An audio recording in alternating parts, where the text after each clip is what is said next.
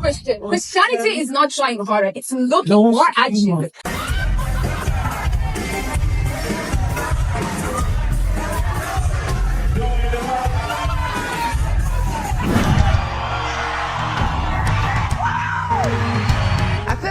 So just because you feel like you're gifted to do something, that doesn't give you the right to overthrow biblical qualifications. We're not trying to usurp authority. We don't want that.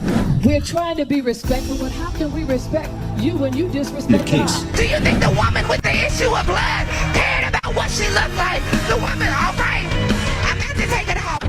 Ephesians chapter 2 verse 8 to 9 tells us that we have been saved by faith, not our own works. So when you look unto Jesus more, your actions just align. Have a blessed day. Are any of you bothered by what you see people wearing?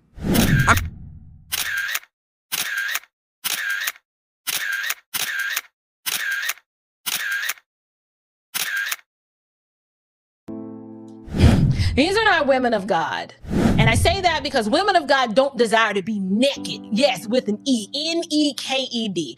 They don't desire to be naked. In today's video, I want to look at how indecent and worldly dressing has crept into the church.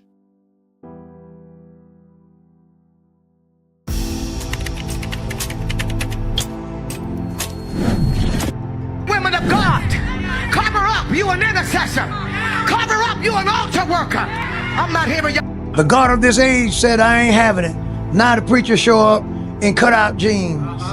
The preacher show up, it's fashionable to be leisure. He believes that he has hybrid and combined carnality with Christianity so much that he now can form a false church. And he's done so in many cases. Professor, if you can kneel down in public to respect your husband, how are you going to kneel down in the bedroom?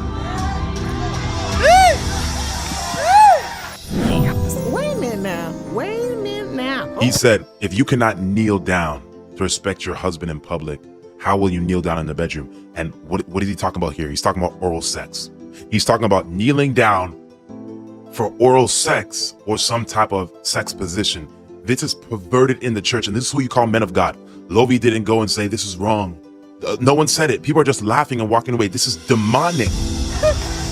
Satan is the God of this age. Satan is the one who keeps changing and swifting, and he morphs into this and he morphs into that. But everything he morphs into is designed to take away from you. Being too busy to pray or to be in the presence of God is not an excuse. It's a spiritual attack. It's a red flag. It is a sign that you are disconnecting yourself from the source. The Bible tells us to pray without ceasing because it is the will of God in Christ Jesus. We can't hear nothing that you saying that God say for looking at your shade.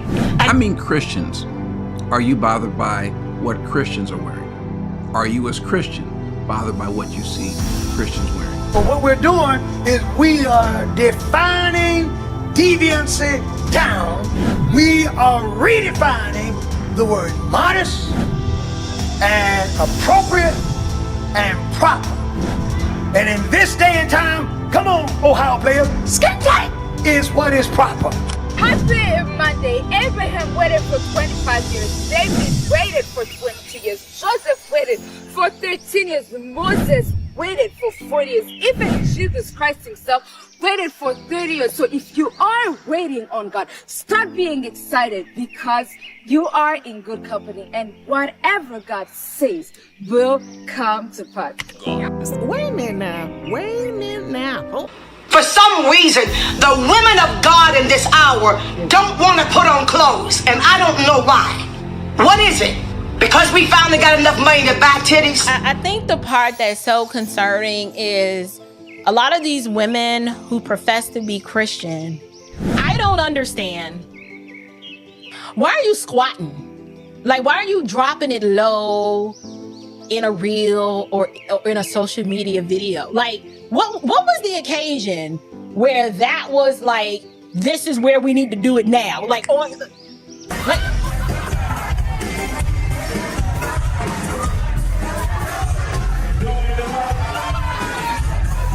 This is a false pastor. Church used to be a hospital for crippled souls, but it's becoming now a museum for frozen saints. It used to be a clinic for wounded spirits, but we are turning it into a theater of performing arts. Because a whole lot of stuff that passes for church is just smoke and mirrors, sounding brass, tinkling cymbals, and church don't sound like church used to sound. Carnality is now woven into the church's dressing and even its music. The way Christians dress and the songs sung in church these days are heavily influenced by worldly trends. How the congregation will perceive appropriate church attire if the First Lady dresses this way and the pastor openly supports it this way. And on that note, turn to your neighbor and say, scoop me up something to munch on. Let's take a quick moment to show some love. Don't forget to smash that like button and subscribe to the channel. And hey, if you want to be in the know, ring that notification bell so you never miss a beat. Join the party in the comments section. We want to hear what you think.